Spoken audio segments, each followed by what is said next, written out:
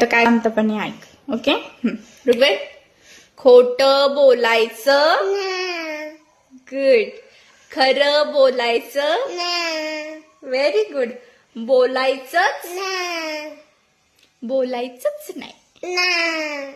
सध्या आमची नाहीची फेज चालू आहे. काहीही विचारलं नाही. डुगू, अंघोळ करायची, शंभो शंभो करायची नाही. जेवण जेवायचं नाही. मम्माला दमवायचं, तिथं म्हण की नाही. काय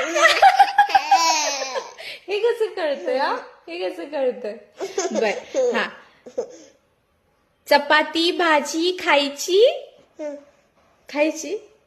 देऊ, आणू.